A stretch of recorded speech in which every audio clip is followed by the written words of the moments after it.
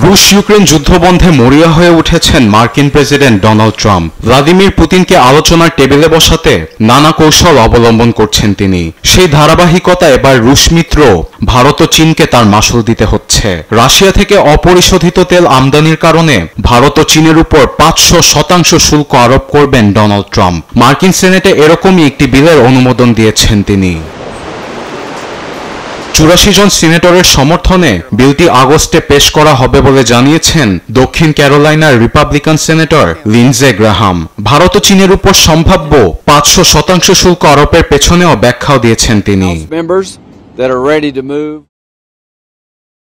Beijing ও নয়াদিল্লি মস্কোর কাছ থেকে মোট 70% অপরিশোধিত তেল আমদানি করে। এক্ষেত্রে তারা রুশ ইউক্রেন যুদ্ধে পুতিনের সহায়তা করছে, তার হাতে কারি অর্থ তুলে দিচ্ছে। বিলটি পাশ হলে রাশিয়ার সঙ্গে যেসব দেশের বাণিজ্য সম্পর্ক আছে তাদের সবার উপরই 500% শুল্ক আরোপ করা হবে। এতে রুশ অর্থনীতি বড় ধাক্কা খাবে। এভাবে পুতিনের উপর চাপ সৃষ্টি করে তাকে আলোচনার টেবিলে বসাতে হবে।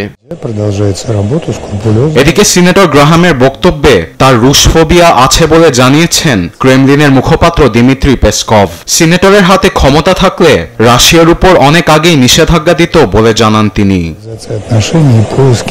এদিকে প্রস্তাবিত শুল্কটি কার্যকর হলে রাশিয়ার পাশাপাশি ভারত ও চীনা অর্থনীতিতে বড় ধাক্কা লাগবে বলে জানিয়েছেন অর্থনীতিবিদরা।